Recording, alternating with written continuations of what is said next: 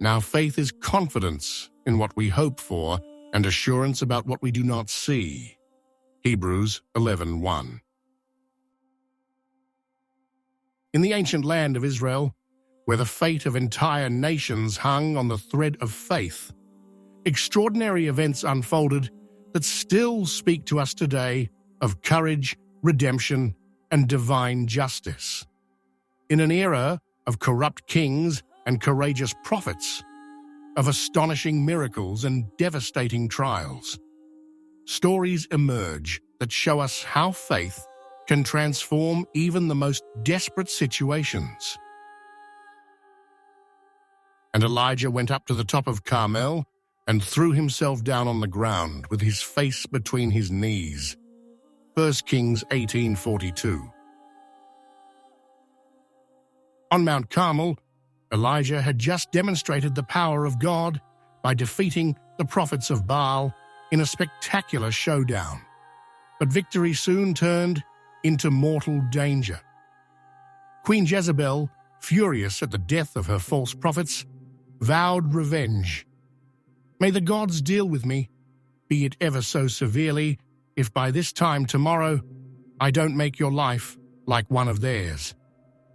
That threat was enough to break even the courageous Elijah. Fleeing into the desert, the prophet collapsed under a juniper tree, asking God to end his life. "I have had enough, Lord," he said. "Take my life. I am no better than my ancestors." 1 Kings 19:4.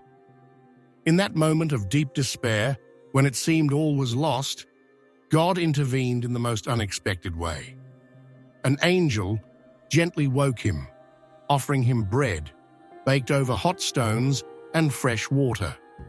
Twice the angel fed him, preparing him for an extraordinary journey.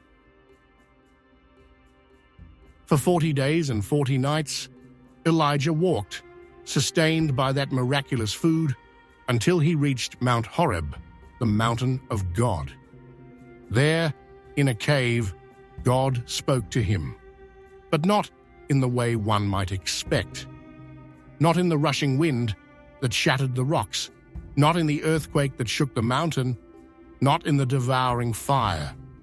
God revealed himself in a gentle whisper, a still, small voice.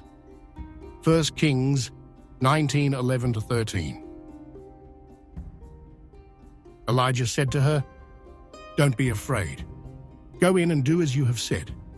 But first make a small loaf of bread for me from what you have, and bring it to me. And then make something for yourself and your son. For this is what the Lord, the God of Israel, says. The jar of flour will not be used up, and the jug of oil will not run dry until the day the Lord sends rain on the land." Kings chapter 17:13-14. During the great drought that had struck the land, God led Elijah to Zarephath, where a widow and her son were about to consume their last meal. Elijah's request seemed almost cruel. "First make a small loaf of bread for me." But in that request lay a divine promise. The flour and oil would never run out until the rain returned. The widow trusted, and that act of faith began a daily miracle. But the real test was yet to come. The widow's son became seriously ill and died. The mother's pain erupted in a cry of despair. "Have you come to me to bring back the memory of my sin and to kill my son?" 1 Kings 17:18. Elijah took the child, carried him to the upper room, and pleaded with God 3 times. Never before had anyone returned from the dead. Yet, before the mother's incredulous eyes, the child breathed again.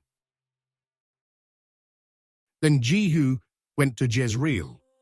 When Jezebel heard about it, she put on her makeup, arranged her hair, and looked out a window.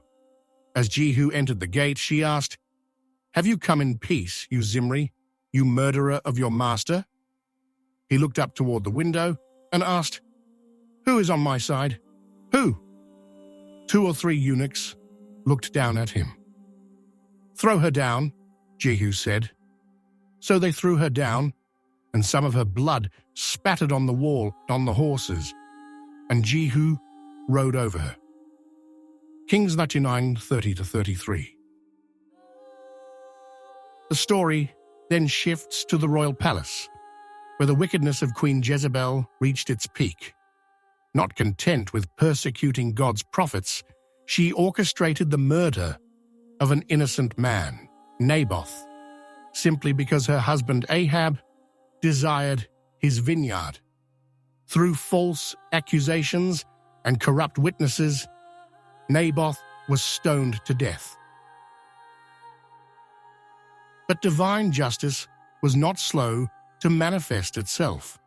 Jehu, anointed as the new king by God's will, rode to Jezreel to carry out the divine sentence. Jezebel's end was as dramatic as her life. Made up and adorned, she looked out the palace window to defy Jehu with scornful words. But her own servants, tired of her wickedness, threw her from the window, fulfilling the prophecy about her death. Now Naaman was commander of the army of the king of Aram.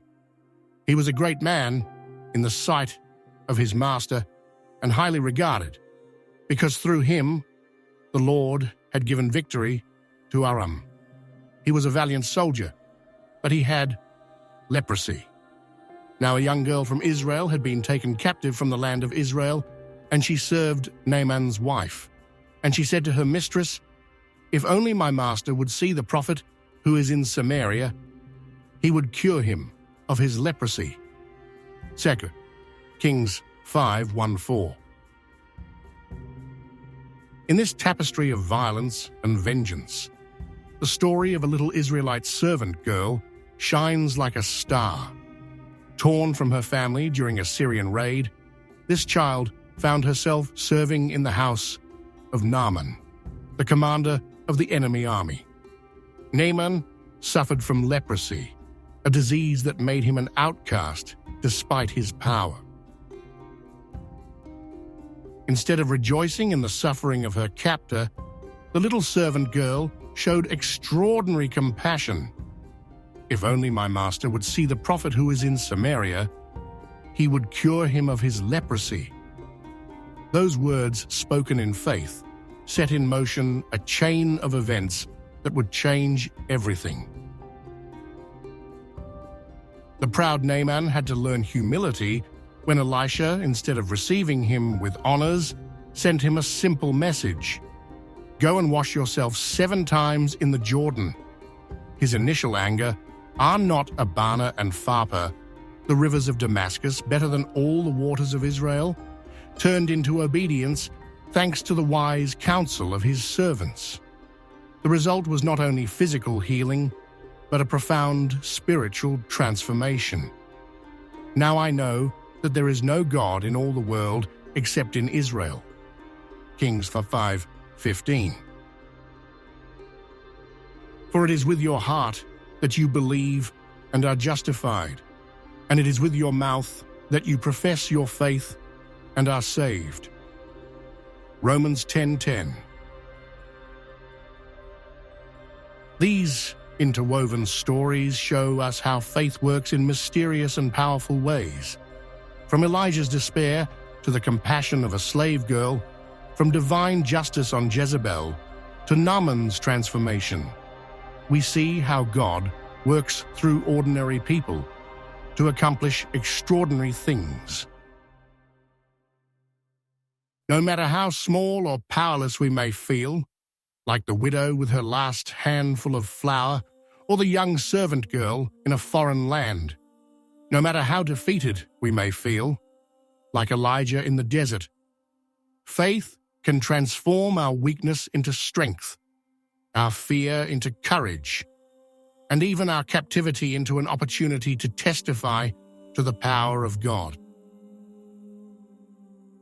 In our next journey through the Scriptures, we will discover Jehovah's incredible fire army, the courageous Jehoiada, the story of patience with Jonah, Hezekiah's divine protection, and Josiah's love for God's law. Don't miss these exciting stories of faith. Subscribe to the channel and ring the bell to continue this extraordinary journey together.